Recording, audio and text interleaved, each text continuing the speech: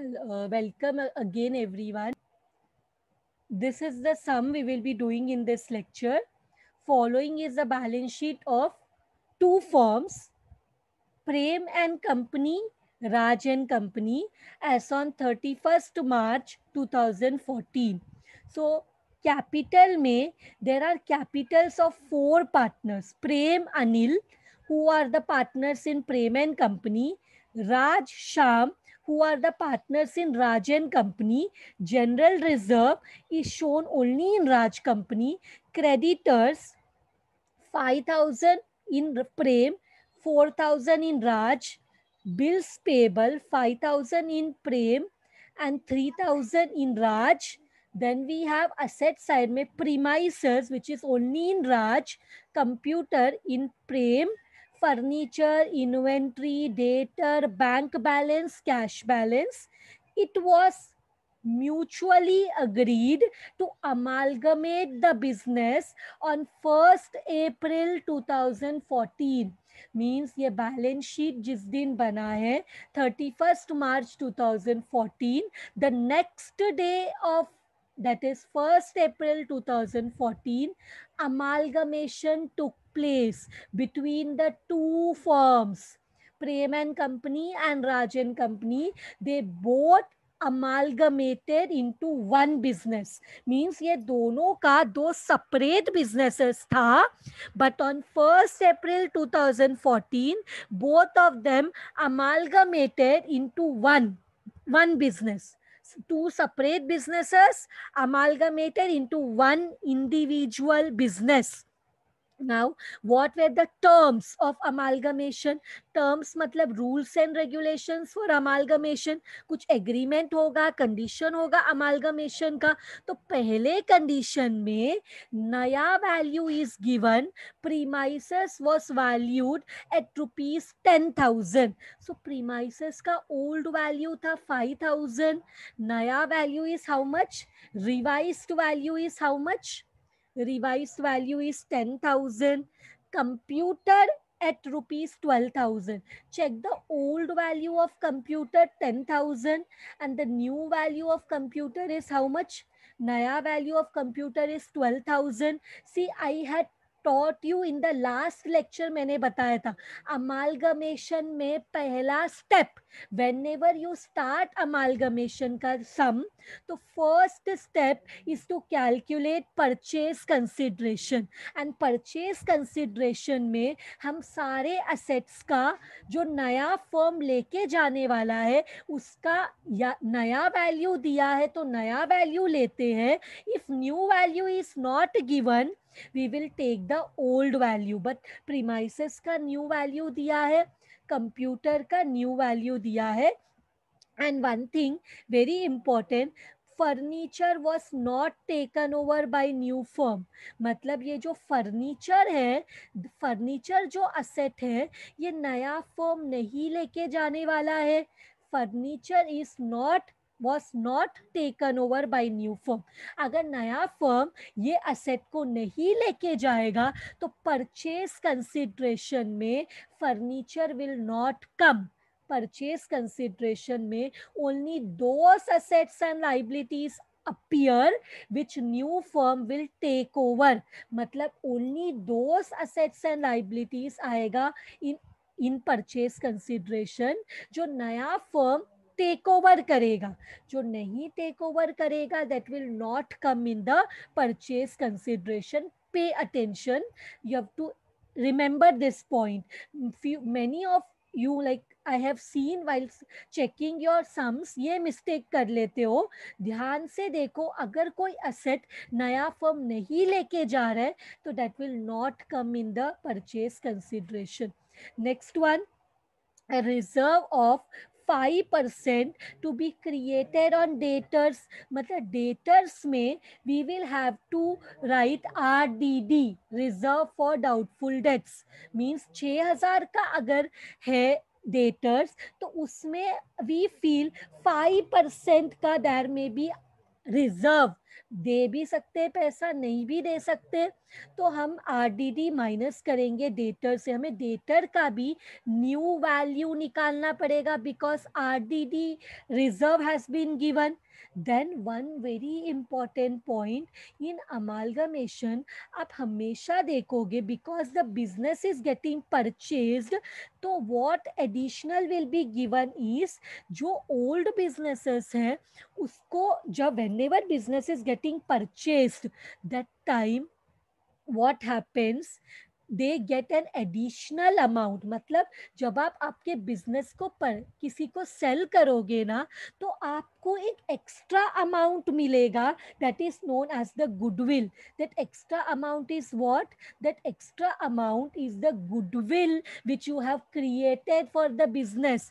Means आपको, आप जब भी आपका बिजनेस को सेल करते हो, आपको एक अमाउंट एक्स्ट्रा मिलेगा, that is for the goodwill which you have created in the market. आपने जो रेप्यूटेशन बनाया आपके बिजनेस का in the market, for that you will get an additional payment. So in this question also Prem company को goodwill का 10,000 मिलेगा and Raj and company को goodwill का 15,000 मिलेगा. So goodwill amount is given in the question. For Prem and Company, the goodwill is 10,000 and PC में goodwill will always come. PC में goodwill का नया वैल्यू अगर दिया है तो वो लिखेंगे. So goodwill का नया वैल्यू क्या दिया है? For Prem and Company it is 10,000 and for Raj and Company it is 15,000. It is 15,000. The new firm also assumed other assets and liabilities of old firm at book value. Means जिसका नया value दिया है उसका नया value, and जिसका नया value नहीं दिया है, those other assets and liabilities of old firm will be taken over at book value. They have told, see, जो नया फर्म है इट अज्यूम्ड, जिसका न्यू वैल्यू नहीं दिया उसका हम कौन सा वैल्यू लेंगे? Book value. What do you mean by book value? Book value means balance sheet value. So balance sheet में जो वैल्यू दिया है वो वैल्यू लेंगे for other assets and liabilities. So now our first step solution में, our first step, pay attention everyone, our first step in amalgamation is calculation of purchase consideration. Calculation of purchase consideration. This purchase consideration means PC. Short form में we can say PC. So purchase consideration we have to find out. तो उसके लिए how we will make the format, just say here. क्या we will do? Particulars. So our format will look like this. See here. अभी कोई solve मत करो, अभी just यहाँ पे ध्यान दो, एंड बाद में after the lecture is over you can copy it down. So particulars, what is the name of the companies? एक का नाम है Prem and company and other का नाम है Raj and company. And total, this total column is very important. Why it is important I will explain you later. तो यहाँ पे PC कैलकुलेट करने के लिए सबसे पहले we want all assets, इसको we will give the title A, all assets taken over by new firm in revised और बुक वैल्यू. जिसका रिवाइज्ड वैल्यू दिया है उसका रिवाइज्ड वैल्यू, एंड जिसका रिवाइज्ड वैल्यू नॉट गिवन उसका book value. So let us see which is the first asset given. First asset is what? Premises. Premises का new value दिया है 10,000. So I will write here premises. I will write here premises, and premises is there only in one company. Which is that company? Premises is there in Raj and company. And क्या नया value दिया है? old value was 5,000 but new value is given 10,000. सो हमने वो लिया. अब दोनों को ऐड करेंगे तो क्या हो जाएगा 10,000 प्लस 0, क्योंकि यहाँ पे कुछ भी नहीं है ना, प्रीमाइसेस का नील है. सो यही सेम अमाउंट आएगा. Then we have computer given in the question. दूसरा असेट कौन सा है? Computer. Only in Prem company. And computer का old value was 10,000, new value is 12,000. अगर न्यू वैल्यू दिया है तो हम और कोई वैल्यू नहीं ले सकते, हमें न्यू वैल्यू ही लेना पड़ेगा 12,000. But in Raj company computer है ही नहीं. So how much will be the total? It will be same 12,000. Now after computer we have furniture. but मैंने furniture को bold करके रखा है. क्यों? Because furniture was not taken over by new firm. Pay attention here.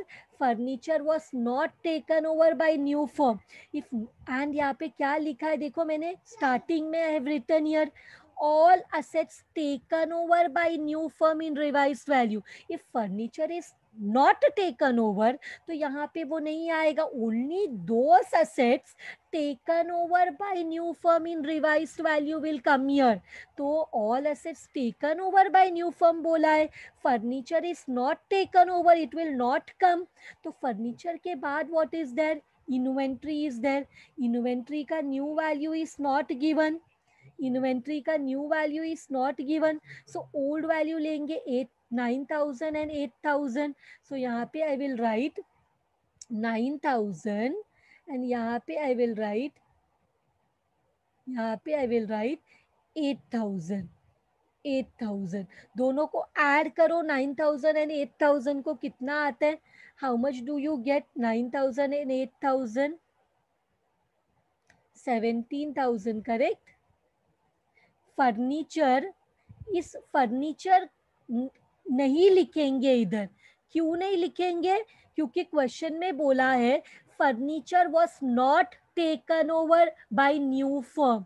See this point, furniture was not taken over by new firm. तो अगर कोई asset new firm is not taking over then it will not come in the PC. PC is what? Purchase consideration is the payment, जो new company old company को करेगा for taking it's assets and liabilities. तो जब कोई asset को लेके ही नहीं जा रहे तो न्यू कंपनी उसका पेमेंट क्यों करेगा? तो इसलिए अगर कोई असेट या कोई लाइबिलिटी क्वेश्चन में बोला है it is not taken over by new firm, not taken over by new firm, then it will not come in the purchase consideration. इसलिए हमने यहाँ पे फर्नीचर को नहीं दिखाया, फर्नीचर को हमने नहीं लिखा इधर. समझा? नेक्स्ट, इन्वेंट्री के बाद वी हैव डेटर्स. इन्वेंट्री के बाद we have debtors 6,000 and 14,000. 6,000 and 14,000. So here we will write debtors. लेकिन डेटर्स में 5% का RDD है, तो 6,000 में -5% RDD करो. How much you are getting? 6,000 में 6,000 के डेटर्स में 5% का RDD है. Is it coming to 7,500? 6,000 में -5% का RDD करो. Is it come? 300 is coming. Means 6,000 में 300 is RDD. तो how much is the amount of debtor? 6,000 minus 300, that is 7,000, 5,700. Same way 14,000 में भी माइनस करो 5%. 14,000 में भी 5% माइनस करो. कितना आ रहा है? How much is 5% of 14,000? It is 700. Very good, Sana. 700 minus करने पे we will get 13,300. Now add both of them और total बताओ मुझे. How much is it coming? 13,300 plus 5,700.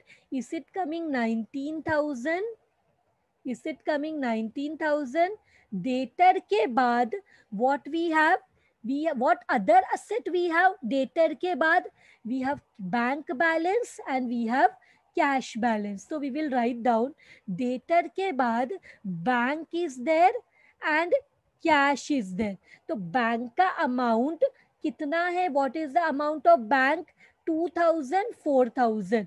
क्योंकि नया वैल्यू नहीं है तो बुक वैल्यू लिखते हैं 2000 here and 4000 in राज. दोनों को ऐड करेंगे तो बैंक का बैलेंस हो जाएगा 6000 and same way cash balance देखो कितना है 1000 and 2000. 1000 and 2000. So here we will write 1000 cash का एंड 2000 राज का. दोनों का ऐड करने पे इट बिकम्स 3000. कैश बैलेंस भी लिखा. नाउ टेल मी और कोई असेट है विच हमने अभी तक लिखा नहीं है? हमने असेट साइड में जो भी क्वेश्चन में असेट था सब लिखा. Can anyone tell me is there any asset which we have not written till now? Exactly correct Reshma. Goodwill. Goodwill is also asset. मतलब आपका जितना भी असेट है उसका पेमेंट तो नया फर्म करेगा ही, बट आपको एक्स्ट्रा पेमेंट मिलेगा फॉर गुडविल. आपको एक्स्ट्रा पेमेंट मिलेगा for what? For the goodwill what you have created for the business in the market. So question में they have given Prem and company का goodwill is 10,000 and Raj and company का goodwill is 15,000. दोनों को add करो 10,000, 15,000. How much you are getting? 25,000. So ये this is done. This is done. तो अभी क्या करना है? ये होने के बाद हम लोग इसका टोटल निकालेंगे. Total assets. Total assets. You have to take down the total of all the assets. कितना आ रहा है? You have to take the total. कितना total आ रहा है? That you have to calculate. कितना total आ रहा है? That and वो बाद में करते हैं. Now let us. यहाँ पे next क्या है? Let us see. You take 39,000 आया. Okay. So here I will write 39,000 and दूसरा भी बता देना एंड टोटल भी बताना. ओके. नेक्स्ट यहाँ पे से लेस करना है. Pay attention. लेस करना है B. All liabilities. All external liabilities taken over by new firm in revised और बुक वैल्यू. मीन्स सब असेट्स जो नया फर्म लेके जाने वाला है that we have written. Then 92 is the total. Okay. जो भी नया see listen. We will see everyone. We will see that what it is coming. All of you give, add this and see 37,000, 39,700 is coming. Okay. Check others whether this answer is coming. एक चीज हम सारा asset लिखा हमने. अभी हम liabilities लिखेंगे. Liabilities में हमारे पास एक्सटर्नल लाइबिलिटीज क्या है ना? What is external and what is internal? External सबसे पहले इंटरनल लाइबिलिटी मीन्स जो ओनर्स का लाइबिलिटी है, जो ओनर्स को वापस करना है. तो कैपिटल एंड रिजर्व्स ये ओनर का लाइबिलिटी है. तो what is external liability? External liability are liabilities which we have to pay to the outsiders. तो outsiders में हमारे पास external liability दो है, creditor and bill payable. And दोनों का ओल्ड वैल्यू ही क्वेश्चन में है, न्यू वैल्यू नहीं है. तो क्रेडिटर कितना है? 5,000 and 4,000. So I will write here creditor. I will write here creditor. Creditor how much amount? 5,000 यहाँ पे and 4,000 यहाँ पे। इसके बाद व्हाट वी हैव, इसके बाद we have bills payable which is again outside liability. Bills payable, 1 minute, bills payable, तो bills payable का अमाउंट क्या दिया है बैलेंस शीट में, चेक 5000 एंड 3000। सो हम यहाँ लिखेंगे 5000 एंड 3000, इतना ही लाइबिलिटीज है। Means new firm will take the asset as well as the liability. New firm will take the asset as well as will take the liability. Will also take the liability. Now what is ये amount का total क्या आया, 52,300 आया. You're getting 52,300 in Raj and company column. Yes. Now what we will do, अब हम ये इधर भी total निकाल लेते. Total liabilities मतलब ये B है, this is B. तो B का total क्या आ रहा है, यहाँ पे 10,000, यहाँ पे 7,000 and the total is 17,000. Correct. Now we have to calculate the purchase consideration. How to calculate the purchase consideration? Total asset का जो वैल्यू मिला है capital A minus total liability जो है वो माइनस करना है, मतलब 39,700 इस प्रेम एंड कंपनी का टोटल असेट, उसमें से माइनस करना है टोटल लाइबिलिटीज, तो हमें मिल जाता है प्रेम एंड कंपनी का पीसी, परचेज कंसिडरेशन।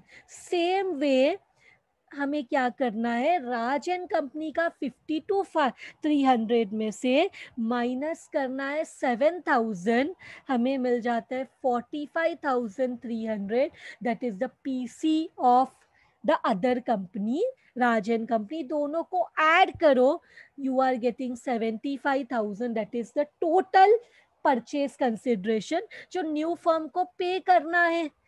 कितना करना है, प्रेम को 29,700, राज को 45,300। We have got our PC. Very important part, ये अगर रॉन्ग तो पूरा सम will go wrong.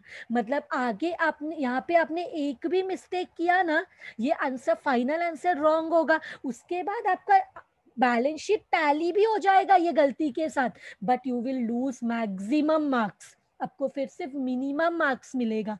So therefore I am telling you, purchase consideration को ज्यादा टाइम नहीं लगेगा, 10 minute maximum, 10 to 15 minutes, 5 to 10 minutes लगेगा, but you have to check it, cross check करना एक दो बार, ताकि you can see that you have not got wrong anywhere. यहाँ पे रॉन्ग हो गए तो आगे के सम्स में प्रॉब्लम हो सकता है। So this is purchase consideration, this is purchase consideration, हमने ये फाइंड आउट किया। Now what we will do, now we will go to the next part of the question, that is in the books or in the books of old firms, in the books of old firm. यहाँ पे old firm कौन सा है, bracket में I can write Prem and company, और दूसरा is Raj and company. इनके books में हमें लेजर अकाउंट्स बनाना है। कौन सा अकाउंट बनाना है, शोड यू ना last time, realisation account prepare करना है, रियलाइजेशन अकाउंट। लेकिन हम क्या करेंगे पता, to save our time what we will do, we will prepare, यहाँ पे देखो 2 अमाउंट कॉलम के साथ प्रिपेयर करेंगे। ये मैं बताऊंगी कैसे क्या करना है, एक बिट लेट मी सी कौन सा अकाउंट प्रिपेयर करना है, पहले वो बताती हूँ। Realisation account, partners capital account, partners capital account, and क्या प्रिपेयर करना है, सिर्फ पहले मैं let me insert the columns also. Partners capital account में कितने पार्टनर्स हैं, देर आर टोटल 4 पार्टनर्स ना, तो इतना कॉलम बनाना पड़ेगा, 5 कॉलम्स। दोनों पार्ट कॉलम में देर आर टू मतलब प्रेम में भी 2 पार्टनर्स एंड इसमें भी 2 partners. So partners capital account and lastly our new firm account. New firm का नाम दिया है कि जरा क्वेश्चन में देखो, न्यू फर्म का नाम दिया है new firm, prepare balance sheet of new firm Mrs Prem Raj and company after amalgamation. मतलब नया फर्म का नाम is given in the question, the name of the new firm is given Prem Raj and company. मतलब प्रेम company and Raj company एक साथ आने के बाद उनका नाम रहेगा प्रेम राज एंड कंपनी अकाउंट। तो न्यू फर्म का नाम है प्रेम राज एंड कंपनी अकाउंट। तो इसका भी लेजर बना देते, दो दो कॉलम चाहिए। तो अभी हम लोग लेट अस सी, इसको अभी प्रॉपर कर लेंगे। See here,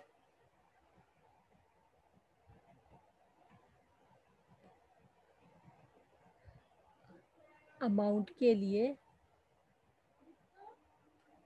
so here what we will do, see here what we will do, amount के लिए, so particulars Prem Raj, particulars Prem Raj and then यहाँ पे भी हमें 4 कॉलम ओनर्स के हिसाब से बनाना है ना।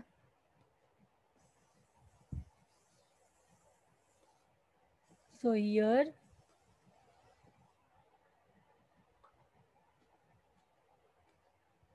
चार पार्टनर्स है, 2 प्रेम में एंड 2 राज में।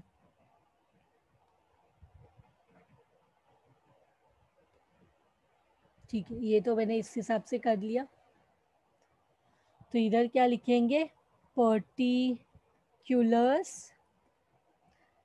प्रेम में कौन कौन पार्टनर है, प्रेम बैक क्वेश्चन में जाके देखते, प्रेम अनिल राज श्याम। तो इधर लिखना पड़ेगा Prem Anil Raj Shyam, particulars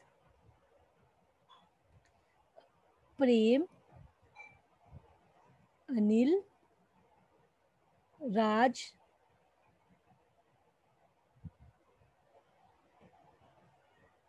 Shyam. Done. So this is also done. Now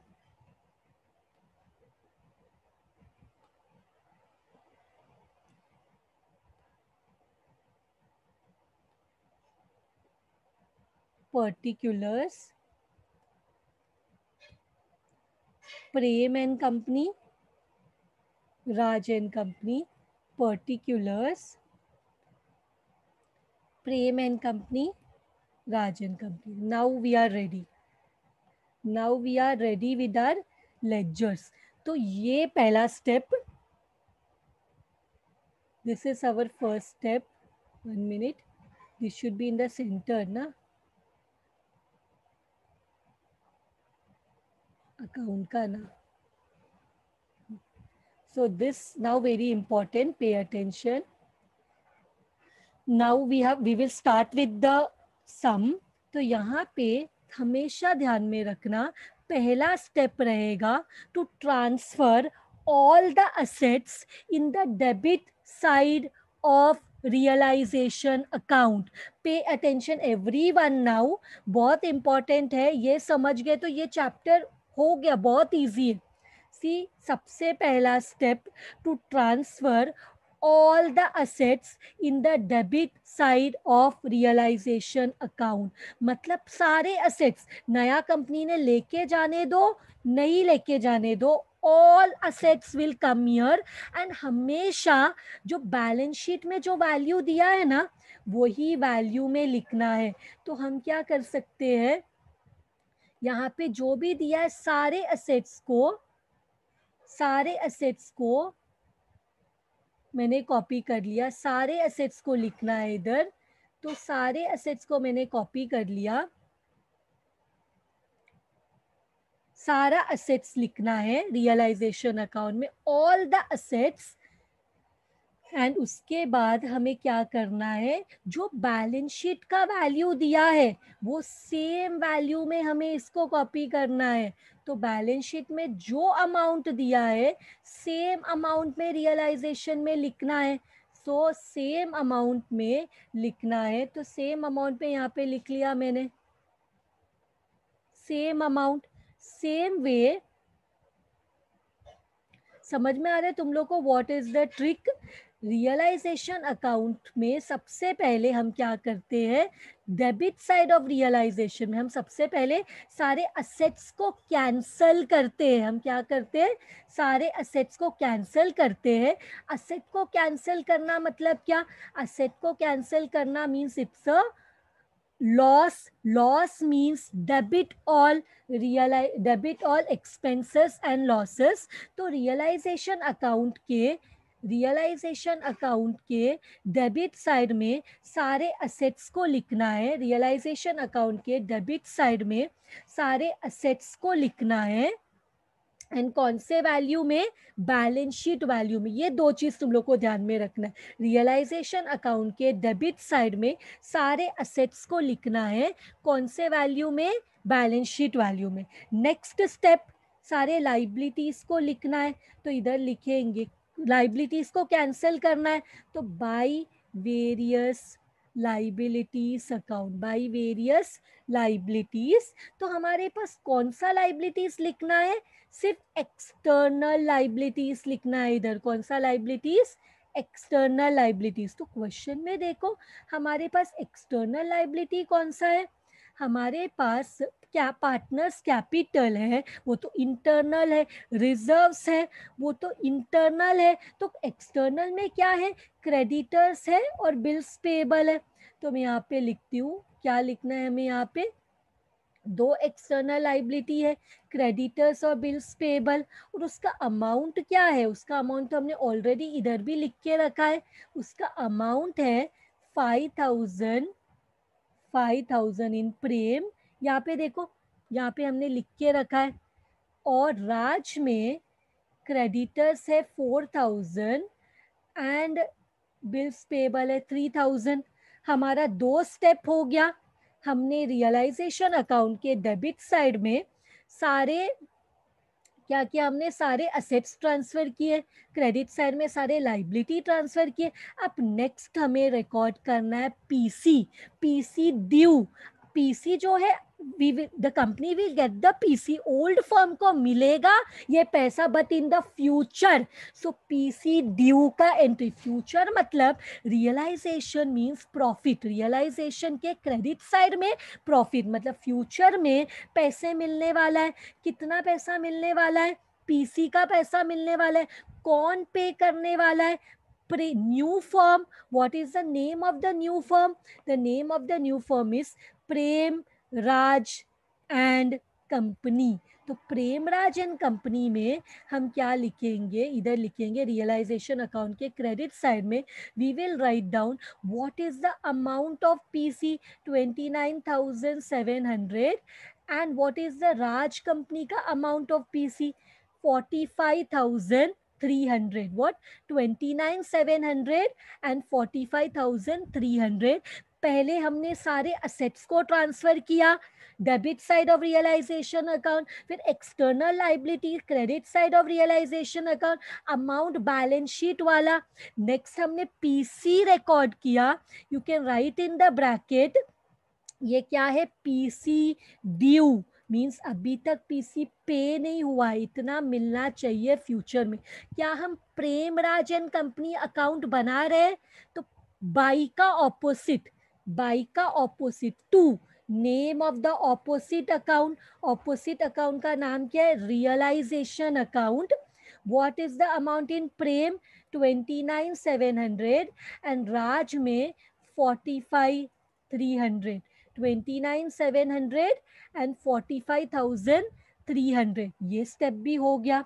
अब बताओ, नाउ नेक्स्ट स्टेप में, is there any asset not taken over by new firm? हमें चेक करना पड़ेगा ऐसा कोई असेट है जो नया फर्म लेके नहीं जाने वाला है. Is there any asset which new firm is not going to take over? Yes, there is furniture. तो फर्नीचर का जो भी वैल्यू रहेगा, फर्नीचर का जो भी वैल्यू रहेगा वो क्या होगा? फर्नीचर कितने का है? 5,000 एंड 7,000. तो किसको मिलेगा furniture? Tell me. If any asset is not taken over by the new firm, it is taken over by old firm partners. तो ओल्ड फर्म के पार्टनर्स लेके जाएंगे. तो असेट यहाँ पे, फर्नीचर किधर रिकॉर्ड हुआ है? यहाँ पे. तो इसको जब कैंसल करेंगे तो ऑपोजिट साइड में असेट सब इधर होता है, तो उसको कैंसल करते वक्त we show in the opposite side. तो इसका ऑपोजिट इज हियर. तो यहाँ दिखाएंगे by who will take it? Partners capital account. Who will take it? Partners capital account. कौन कौन पार्टनर है? प्रेम है, अनिल है, और कौन है? राज है, और श्याम है. तो अनिल, ये प्रेम का, Prem's furniture is of 5,000. Prem's furniture is of 5,000. तो 5,000 को जब प्रेम एंड राज में डिवाइड करेंगे तो रेशो नहीं दिया है. इस partnership ratio given in the question? Not given. तो कैसे डिवाइड करेंगे? Any idea?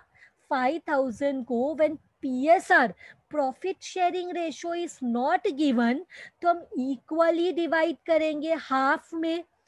और सेम वे 7,000 को भी इक्वली डिवाइड करो. 7,000 को भी इक्वली डिवाइड करो. कितना हो जाएगा? 3,500. सो इसका क्या हम पार्टनर्स कैपिटल अकाउंट बना रहे? Are we preparing partners capital account also? तो बाई का ऑपोजिट 2 में पार्टनर्स कैपिटल अकाउंट है, जिसमें बाई के ऑपोजिट में, उधर बाई में है तो यहाँ पे 2 में लिखेंगे name of the opposite account realisation. Name of the opposite account realisation account. Prem में कितना लिखना है? प्रेम में 2,500, अनिल में ऑल्सो 2,500, राज में 3,500 and Sham also 3,500. Opposite effect also given. Is there any liability not taken over by old firm? Sorry. Is there any liability not taken over by new firm? New firm ने सारा liability ले लिया है. New firm ने सारा liability ले लिया है, बराबर. All the liability is taken over. ऐसा कोई लाइबिलिटी नहीं है जो नया फर्म छोड़ के गया है. तो ऐसा बस इतना ही है, सिर्फ एक असेट था विच न्यू फर्म है नॉट टेकन ओवर. तो हमारा नेक्स्ट स्टेप क्या होता है? ध्यान में रखो, हमारा नेक्स्ट स्टेप है टू कैलकुलेट.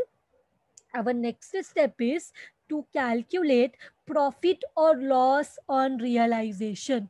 हमारा नेक्स्ट स्टेप क्या है? टू कैलकुलेट प्रॉफिट और लॉस इन रियलाइजेशन. तो हम क्या करेंगे? हम दोनों का साइड का टोटल निकालेंगे. पहले तो क्रेडिट साइड का टोटल निकालते. राज का 4,000 plus 3,000 plus 45,300 plus 3,500 plus 3,500. How much are you getting? 59,300. We are getting 59,300. So what you are getting for Prem ka credit side? 5,000, 5,000, 29,700 and 2,500, 2,500. We are getting 44,700. Now what is the debit side का total? Debit side का total हमने balance sheet का total के साथ match करेगा. 33,000 and 40,000. इसको जब total करेंगे ना तो ये 33,000 रहेगा और ये 44,000 रहेगा, बिकॉज हमने पूरा डाला है ना, कुछ भी चेंज किया ऐसा नहीं है. तो tell me which side is heavy? Debit side is heavy.